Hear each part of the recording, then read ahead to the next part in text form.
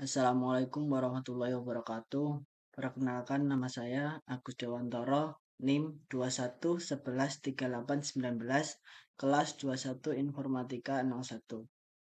Kali ini saya akan menjelaskan tentang evolusi komputer dari generasi pertama sampai saat ini. Yang pertama ada pengertian komputer. Komputer adalah alat yang dipakai untuk mengolah data menurut perintah yang telah diprogram. Kata komputer semula dipergunakan untuk menggambarkan orang yang pekerjaannya melakukan perhitungan aritmatika dengan atau tanpa alat bantu, tetapi arti kata ini kemudian dipindahkan kepada mesin itu sendiri. Pada awalnya, pengolahan informasi hampir eksklusif berhubungan dengan masalah aritmatika, tetapi komputer modern dipakai untuk banyak tugas yang tidak berhubungan dengan matematika. Secara luas, komputer dapat didefinisikan sebagai suatu peralatan elektronik yang terdiri atas beberapa komponen yang dapat bekerja sama antar satu komponen dengan komponen yang lainnya untuk menghasilkan suatu informasi berdasarkan program dan data yang ada. Kemudian, evolusi komputer sendiri ada 5. Yang pertama, komputer generasi pertama dimulai sejak tahun 1940 sampai 1959. Kemudian generasi kedua dimulai 1959 sampai 1965. Lalu generasi ketiga mulai dari tahun 1965 sampai 1970. Generasi keempat dimulai dari tahun 1970 dan yang terakhir adalah komputer generasi kelima dimulai dari tahun 1980. Baik, yang pertama komputer generasi pertama yang dimulai dari 1940 sampai 1959.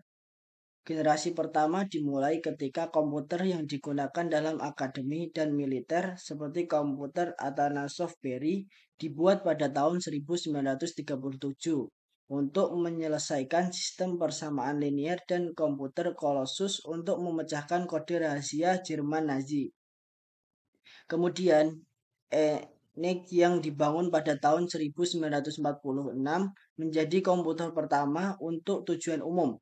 Ketika komputernya dinyalakan untuk pertama kali, Philadelphia mengalami mati listrik.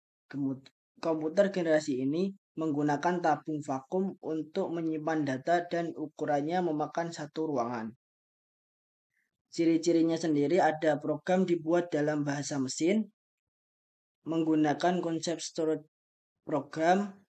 Komponen yang digunakan adalah tabung hampa udara, ukuran fisiknya sangat besar, dan dapat disimpan di magnetic tape. Kemudian komputer generasi kedua yang dimulai pada tahun 1959 sampai tahun 1965. Generasi kedua dimulai ketika transistor menggantikan tabung vakum. UNIVAC diperkenalkan ke publik tahun 1951 untuk penggunaan komersial.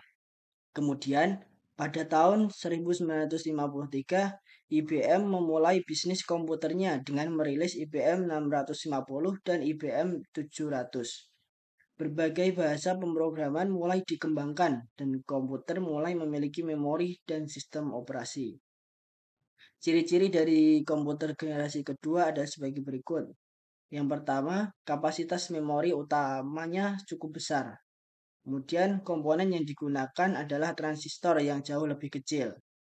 Kemudian menggunakan magnetic tape dan magnetic disk yang berbentuk removable disk.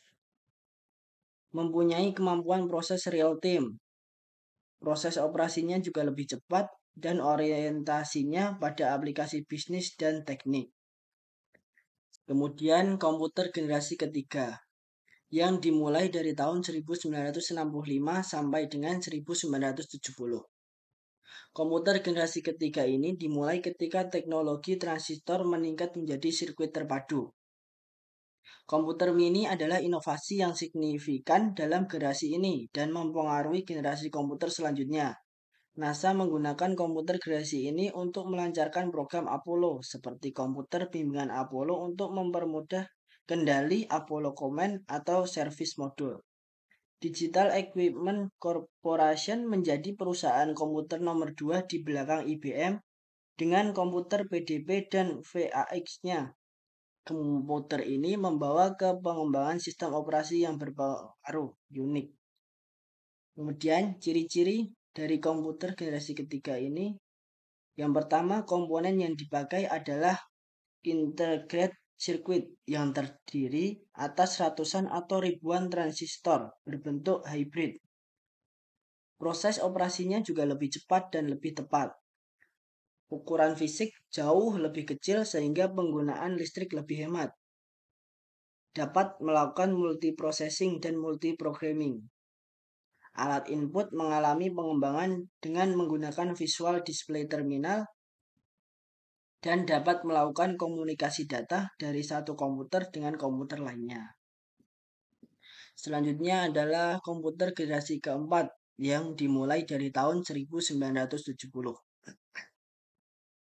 Komputer generasi keempat dimulai pada dasawarsa 1970 ketika penemuan MOSFET dan integrasi berskala besar selanjutnya membawa ke perkembangan mikroprosesor di awal 1970. Komputer pribadi yang semakin kecil berkat mikroprosesor mulai berkembang, dimulai dari komputer rumahan dan komputer meja. Teknologi selanjutnya adalah laptop dan ponsel cerdas yang sangat fenomenal, membawa berbagai perusahaan teknologi ke dalam perang paten atas ponsel cerdas. Komputer generasi keempat memiliki ciri-ciri penggunaan LSI atau Large Scale Integration yang disebut juga sebagai Bipolar Large Scale Integration. Komputer generasi 4 juga menggunakan mikroprosesor dan semikonduktor yang berbentuk chip untuk memori komputer. Pada tahun 1981, komputer mulai banyak menggunakan sistem Windows dan mouse. Kemudian generasi terakhir adalah komputer generasi kelima yang dimulai dari tahun 1980. Komputer generasi kelima ini digadang-gadang sebagai tahapan perkembangan teknologi yang paling canggih saat ini dan diciptakan pertama kali pada tahun 1980. Peningkatan dari segi visualisasi menjadikan tampilan visual pada komputer di generasi kelima mempunyai resolusi yang sangat tinggi dan begitu tajam. Negara yang mempelopori sejarah perkembangan komputer pada generasi kelima ini adalah Jepang. Dalam proses pengembangannya terdapat penanaman komponen-komponen penting ke dalam sistem komputer modern saat ini. Ciri-cirinya adalah komponen yang dipakai adalah VLSI atau Very Large Scale Integration. Kemampuan komputer dikembangkan untuk memecahkan masalah sendiri dengan bantuan AI. AI sendiri dapat diterapkan untuk mengoperasikan robot. Kemudian mulai dikembangkan komputer yang dapat menggantikan chip. Sekian yang dapat saya jelaskan, kurang lebihnya mohon maaf. Wassalamualaikum warahmatullahi wabarakatuh.